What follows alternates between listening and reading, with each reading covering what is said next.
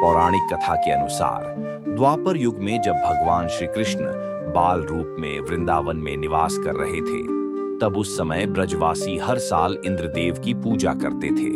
वे मानते थे कि इंद्रदेव की कृपा से उन्हें पर्याप्त वर्षा और फसल मिलती है, जिससे उनका जीवन सुखमय होता है।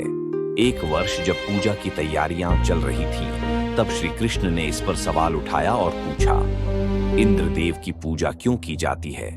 श्री कृष्ण ने ब्रजवासियों को समझाया कि उनके पालन पोषण और फसल का असली कारण गोवर्धन पर्वत है, जो गायों को चरने के लिए घास, जल और छाया उपलब्ध कराता है। उन्होंने बताया कि गोवर्धन पर्वत ही ब्रजवासियों की सच्ची रक्षा करता है।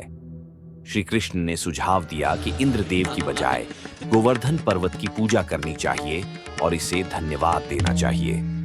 श्री कृष्ण की सलाह पर ब्रजवासियों ने गोवर्धन पर्वत की पूजा करनी शुरू कर दी और इंद्रदेव की पूजा करना छोड़ दिया। यह देखकर इंद्रदेव अत्यंत क्रोधित हो गए और उन्हें लगा कि ब्रजवासी उनका अपमान कर रहे हैं।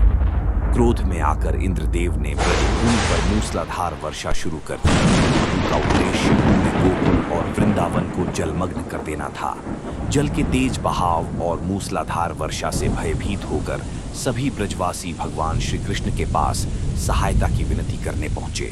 भगवान श्री कृष्ण ने सबको धैर्य बंधाया और गोवर्धन पर्वत को अपनी छोटी उंगली पर उठा लिया, जिससे सभी ब्रजवासी और गायें उस पर्वत के नीचे शरण लेकर सुरक्षित रह सकें। भगवान श्री कृष्ण ने 7 दिनों तक गोवर्धन पर्वत को अपनी उंगली पर उठाए रखा और इंद्रदेव के लगातार वर्षा करने के बावजूद ब्रजवासियों को सुरक्षित रखा।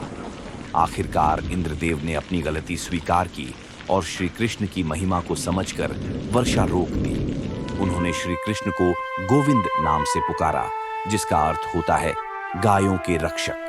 गोवर्धन पूजा के दिन लोग गोबर से गोवर्धन पर्वत का प्रतीक बनाते हैं और उसे फूल, धूप, दीप और रंगोली से सजाते हैं। इस पर्व के दौरान अन्नकूट उत्सव भी मनाया जाता है, जिसमें विभिन्न प्रकार के पकवान बनाए जाते हैं। इस पर्व का उद्देश्य भगवान श्री कृष्ण के उस समर्पण को याद करना है, जिसमें उन्होंने अपने भक्तों की रक्षा के लिए गोवर्धन पर्वत को उठाया था।